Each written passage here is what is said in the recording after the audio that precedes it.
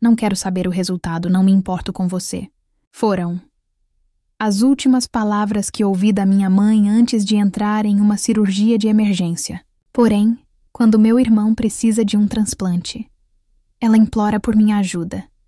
As luzes do teto passavam como borrões brancos e rápidos sobre os meus olhos. O barulho das rodinhas da maca no chão liso do corredor era a única coisa que eu ouvia, além da minha própria respiração curta e assustada. Uma dor aguda na barriga me lembrava a cada segundo porque eu estava ali, sendo levada às pressas para uma sala de cirurgia. O medo era tanto que parecia me sufocar por dentro. Eu só tinha 20 anos e estava completamente sozinha. Em um impulso, peguei o celular da bandeja ao meu lado. Meus dedos tremiam tanto que quase não consegui desbloquear a tela. Disquei o número que eu conhecia de cor desde criança, o número de casa, o número da minha mãe.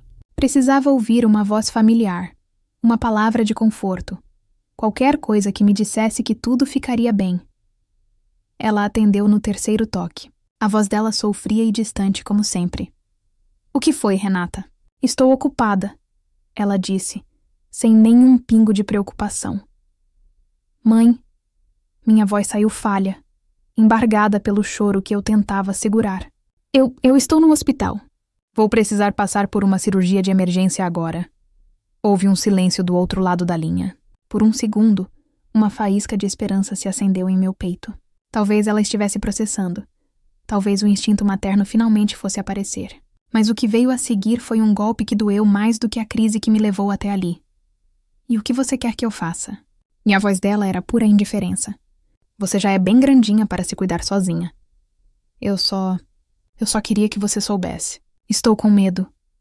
Sussurrei, sentindo uma lágrima quente escorrer pela minha têmpora. As palavras dela, então, vieram como sentenças de morte, para o pouco de amor que eu ainda tentava sentir por ela. "Olha, Renata, eu tenho mais o que fazer. Não quero saber o resultado, não me importo com você." E desligou. O som do tututu ecoou no meu ouvido, mais alto e definitivo do que qualquer diagnóstico. Naquele momento, enquanto a enfermeira pegava o celular da minha mão com um olhar de pena, eu entendi que a cirurgia mais importante já tinha acontecido ali. Aquele telefonema tinha cortado o último fio que me ligava à mulher que eu, por toda a vida, chamei de mãe. Enquanto a anestesia começava a fazer efeito e o mundo ia ficando escuro, minha mente não pensava na cirurgia. Ela viajou para trás, para o começo de tudo, para entender como eu havia chegado àquele ponto de abandono total. Minha infância inteira foi uma busca constante por um sorriso, um elogio, um gesto de carinho de Beatriz, minha mãe. Mas tudo o que eu recebia era um olhar de desdém ou uma comparação com meu irmão, Lucas. Se eu tirava uma nota boa, ela dizia, não fez mais que a sua obrigação. Se Lucas tirava a mesma nota, era motivo de festa em casa. Ele era o sol da vida dela. Eu era a sombra, a presença incômoda que ela parecia apenas tolerar. Meu pai era meu porto seguro. Era ele quem me abraçava quando eu chorava escondida. Quem me levava para tomar sorvete e dizia que eu era a menina mais inteligente do mundo. Com ele por perto, a frieza da minha mãe era suportável. Ele era um escudo. Mas há um ano, esse escudo se foi. Um ataque cardíaco fulminante levou meu pai, e com ele, toda a paz que existia naquela casa. Sem ele, o desprezo da minha mãe se tornou um monstro solto e faminto. Cada coisinha era motivo para uma crítica, uma humilhação. Ela me culpava pela poeira nos móveis, pela conta de luz alta, até pelo tempo ruim. Eu andava na ponta dos pés, tentando me tornar invisível, mas nunca era o suficiente. A gota d'água veio numa terça-feira chuvosa. Eu estava lavando a louça do jantar e, sem querer, um prato escorregou da minha mão e se espatifou no chão. Era um prato antigo, que tinha sido da minha avó. Beatriz veio correndo da sala com os olhos em chamas. Sua desastrada. Incompetente. Você não consegue fazer nada direito? Ela gritou com a voz tão estridente que meus ouvidos doeram. Foi um acidente, mãe. Me desculpa. Eu disse, já me abaixando para juntar os cacos com as mãos tremendo. Não me chame de mãe. Ela berrou e essa frase me paralisou. Você não tem esse direito. Eu a encarei confusa com um caco de porcelana na mão. O que você quer dizer com isso? E então, ela despejou todo o veneno que guardou por 20 anos. Você não é minha filha? Nunca foi. Eu nunca quis você. Seu pai me obrigou a te adotar. Ele achou que trazer uma órfã para dentro de casa ia preencher algum vazio, Mas tudo o que você fez foi me trazer problemas. O mundo parou de girar. As palavras dela ecoavam na minha cabeça, explicando tudo. Explicando os olhares, o desprezo, a falta de amor. Eu não era a filha dela. Eu era o erro do meu pai. Um fardo que ela foi forçada a carregar. Eu te criei, te dei um teto e comida. Ela continuou, cuspindo as palavras. Mas amor, eu nunca senti nada por você. Você foi o maior arrependimento da minha vida. Eu não chorei. Não gritei. Fiquei ali, parada no meio da cozinha, sentindo um vazio tão grande que parecia que um buraco tinha se aberto no meu peito. Naquela noite no meu quarto, enquanto ouvia a chuva bater na janela, eu tomei uma decisão. Eu não podia mais viver ali. Não era uma questão de querer. Era uma questão de sobrevivência. Eu precisava sair daquela casa para não morrer por dentro. As lembranças se dissiparam quando senti uma mão tocar meu ombro. Abri os olhos lentamente. A luz era mais suave agora. Eu estava em um quarto de hospital, com o som de um monitor apitando ritmicamente ao meu lado. A cirurgia tinha acabado. Eu estava viva, e pela primeira vez na vida, eu me sentia verdadeiramente, completamente e irrevogavelmente sozinha. E, de alguma forma, aquilo era o começo da minha liberdade. A enfermeira, uma senhora de cabelos grisalhos e sorriso gentil chamada Célia, entrou no quarto e ajustou o soro que pingava ao meu lado. Como está se sentindo, querida? Ela perguntou, ajeitando meu travesseiro. A cirurgia foi um sucesso. Agora é só descansar para se recuperar bem. Eu dei um sorriso fraco. Um pouco dolorida, mas bem. Obrigada. Ela viu meus olhos marejados e segurou minha mão por um instante. Você é uma moça muito forte, ela disse antes de sair. As palavras dela, de uma completa estranha, foram o gesto mais maternal que eu havia recebido em anos. E ali, deitada naquela cama de hospital, eu me lembrei dos meses de luta silenciosa que me levaram até aquele momento. Depois daquela noite terrível da revelação, a casa se tornou um campo minado. O ar era pesado, denso com palavras não ditas e olhares cheios de desprezo. Eu passei a viver uma vida dupla. Para Beatriz e Lucas, eu era a mesma Renata de sempre. Quieta, obediente, quase invisível. Mas por dentro, uma chama de determinação havia se acendido. Eu precisava do meu próprio dinheiro, do meu próprio lugar. Comecei a trabalhar em uma lanchonete perto de casa. Eram turnos longos e cansativos. Eu chegava em casa exausta, com cheiro de fritura e os pés doendo, mas com o dinheiro do dia guardado no bolso. Eu dizia para Beatriz que estava fazendo um trabalho voluntário na biblioteca, uma mentira que ela aceitou sem questionar, provavelmente feliz por eu passar mais tempo fora de casa. Todo o dinheiro que eu ganhava ia para uma caixa de sapatos velha, que eu escondia debaixo da última tábua solta do meu guarda-roupa. Cada nota, cada moeda, era um tijolo na construção da minha liberdade. Eu me alimentava da esperança. Imaginava como seria ter um cantinho só meu. Um lugar onde eu pudesse respirar sem medo. Onde o silêncio fosse paz. E não ameaça. Lucas, meu irmão, não ajudava em nada. Ele sempre foi o favorito e agia como tal. Se percebia a tensão entre mim e a mãe, ele simplesmente dava de ombros e ia para o quarto jogar videogame. Ele ouviu os gritos no dia da revelação, mas nunca me perguntou se eu estava bem. Para ele, eu era só parte da mobília da casa. A conivência dele doía quase tanto quanto o desprezo dela. Finalmente, depois de 6 meses juntando cada centavo, eu consegui. Encontrei um pequeno quarto para alugar nos fundos da casa de uma senhora. Um lugar simples, mas que para mim parecia um palácio. Na noite anterior à minha saída, eu não consegui dormir. O medo e a euforia dançavam dentro do meu peito. Na manhã seguinte, arrumei minhas poucas roupas e meus livros em 2 caixas de papelão. Desci as escadas com o coração na boca. Beatriz estava na cozinha, tomando seu café e lendo uma revista, como se fosse um dia qualquer. Parei na porta da cozinha, com as caixas nas mãos. Eu estou de saída, disse, com a voz mais firme que consegui. Ela ergueu os olhos da revista, me mediu de cima a baixo, olhou para as caixas e deu um sorrisinho de canto. Já vai tarde. Foi tudo o que ela disse, antes de voltar a folhear as páginas. Nenhuma pergunta. Nenhum para onde você vai. Nenhuma emoção. Foi como se eu estivesse apenas saindo para comprar pão. A indiferença dela foi a confirmação final de que eu estava fazendo a coisa certa. Eu não disse adeus. Apenas me virei e caminhei até a porta da frente. Quando a fechei atrás de mim, senti o peso de 20 anos sair das minhas costas. Respirei fundo o ar da rua. Um ar que pela primeira vez parecia ser meu. A liberdade, no entanto, durou pouco. Apenas 3 dias depois de me mudar, comecei a sentir uma dor terrível, uma pontada aguda no lado direito da barriga que me fazia dobrar ao meio. Tentei ignorar, achei que era o estresse da mudança, mas a dor só piorava. Quando a febre veio, eu soube que era sério. Foi a dona da casa, uma senhora muito amável, que chamou a ambulância para mim.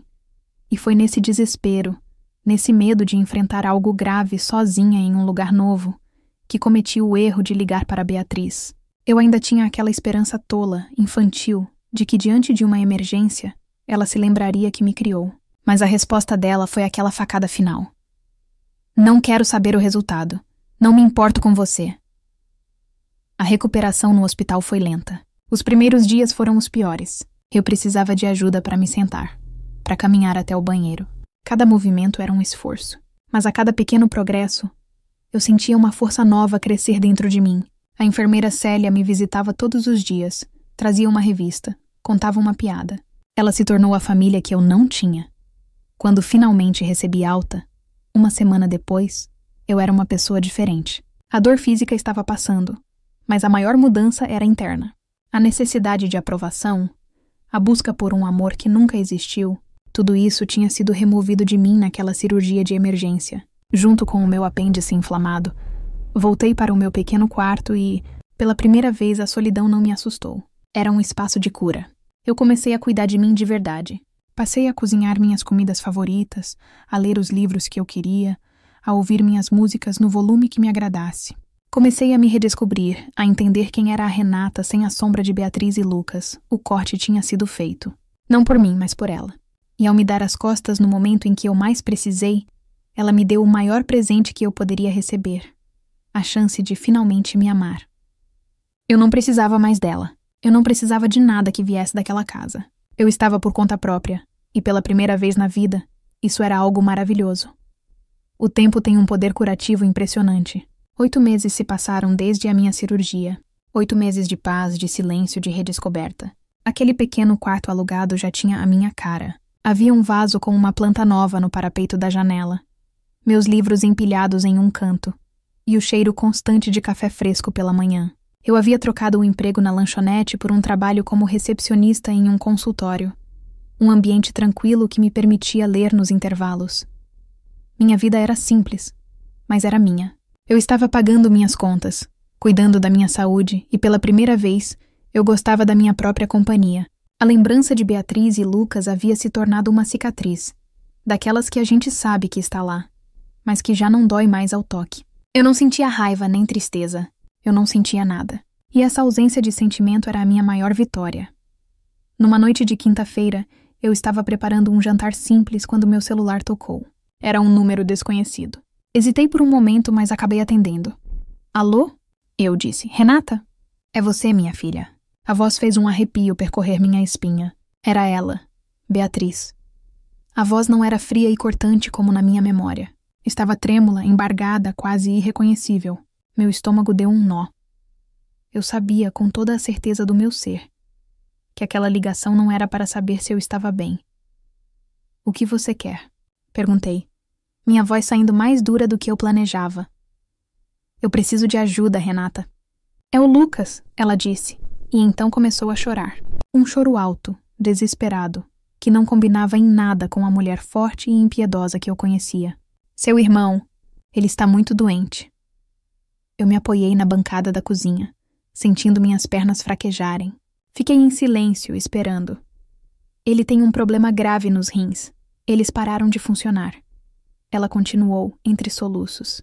Ele está fazendo tratamento, aquelas máquinas, mas ele não melhora. O médico disse que a única chance dele é um transplante. E nós não encontramos um doador.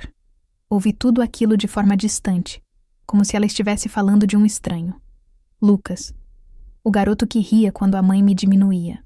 O irmão que nunca me defendeu. A imagem dele no meu pensamento era apenas um borrão. Eu sinto muito por ele. Mas o que eu tenho a ver com isso? Perguntei com uma frieza que me surpreendeu. Houve uma pausa do outro lado. Eu podia ouvir a respiração pesada dela. Renata, por favor. Eu sei que não tenho o direito de te pedir nada, mas eu estou desesperada. Eu preciso que você faça o teste de compatibilidade. Eu ri.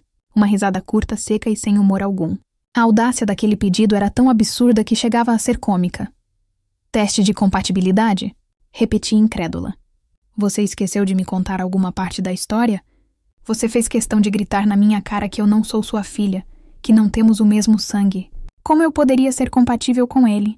Milagres acontecem, ela disse, a voz subindo de tom, cheia de uma esperança delirante. Às vezes, mesmo sem parentesco, acontece, você é a nossa última chance. Eu não posso perder o meu filho! Aquelas últimas palavras me atingiram em cheio. O seu filho. Eu nunca fui, não é mesmo? Era tudo sobre ele. Sempre foi. A calma me invadiu. Uma calma gelada. Deixa eu ver se eu entendi. Comecei com a voz pausada. Quando eu estava em uma maca, prestes a entrar em uma cirurgia, com medo de morrer, você me disse que não se importava com o resultado.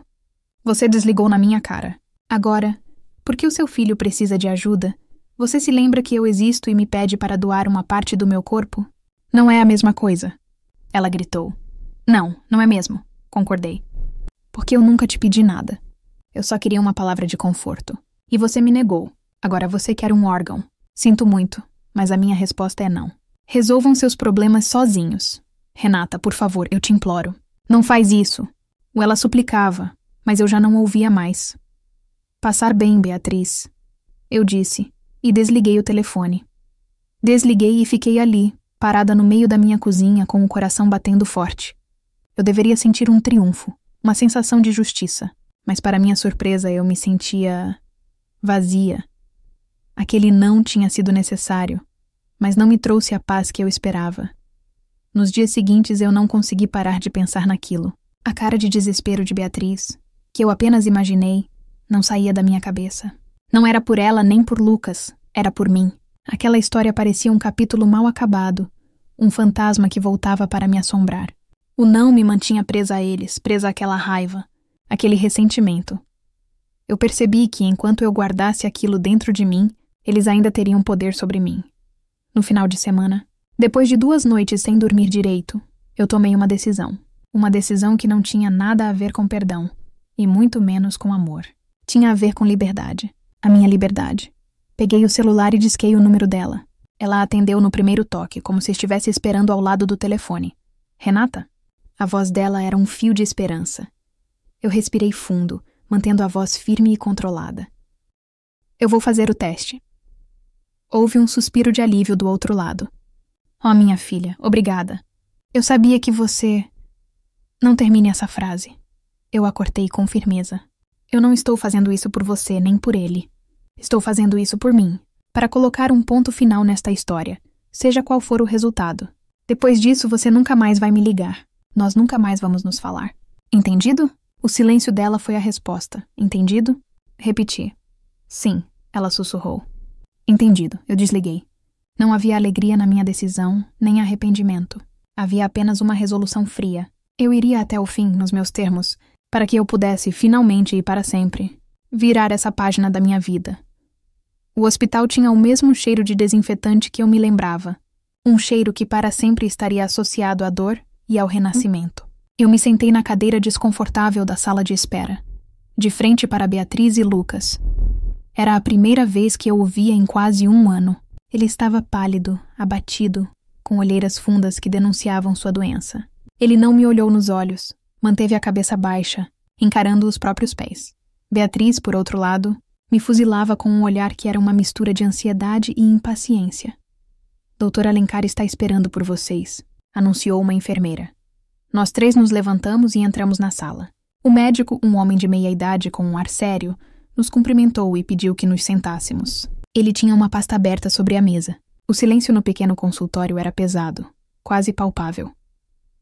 Bem, eu tenho os resultados dos exames de compatibilidade, disse o doutor, olhando diretamente para mim. Renata, nós fizemos todos os testes. Mais de uma vez, para ter certeza absoluta, pois é um caso raro. Meu coração, que estava calmo até então, começou a bater um pouco mais rápido. O médico respirou fundo. A compatibilidade é positiva. Você é compatível com o Lucas para a doação. Um suspiro alto de alívio escapou dos lábios de Beatriz. Ela levou as mãos ao rosto, como se estivesse agradecendo aos céus. Graças a Deus, eu sabia. Eu sabia que ia dar certo. Eu fiquei paralisada. Era impossível. Uma piada do destino. Uma ironia tão cruel que parecia inventada. Compatível. A palavra ecoava na minha mente, sem fazer sentido. Mas o choque maior não veio do resultado. Veio do que aconteceu em seguida. A máscara de desespero de Beatriz caiu no chão, revelando o rosto arrogante e controlador de sempre. Ótimo, disse ela, agora se virando para o médico e ignorando-me completamente. Quando podemos marcar a cirurgia? O senhor disse que assim que achássemos um doador seria rápido. Pode ser na semana que vem? Eu a encarei, atônita. Nenhuma palavra de agradecimento. Nenhuma pergunta sobre como eu me sentia. Era como se eu fosse um objeto, uma peça de reposição que finalmente havia sido encontrada. Foi então que Lucas ergueu a cabeça e falou pela primeira vez, com a voz fraca, mas carregada de um veneno que eu conhecia bem. Pelo menos uma vez na vida você vai servir para alguma coisa útil. Ele disse, olhando para mim com desprezo. Aquilo foi tudo. Aquele comentário, aquela atitude, aquele momento me mostrou, com uma clareza cristalina, que nada havia mudado. Eles não me viam como uma pessoa, uma salvadora, nem mesmo como um ser humano com sentimentos. Eu era apenas uma solução para o problema deles. A esperança que eu tinha de, talvez, fazer aquilo por um senso de humanidade, morreu ali. Com uma calma que eu nunca soube que possuía, eu me levantei. O que você está fazendo? Perguntou Beatriz irritada. Eu olhei para ela, depois para Lucas e por fim para o médico. Eu sinto muito pelo tempo que fiz o senhor perder, doutor. Mas não vai haver cirurgia nenhuma. O queixo de Beatriz caiu. O rosto de Lucas se contorceu em fúria. O quê? Você não pode fazer isso? Ela gritou, se levantando também. Você é compatível.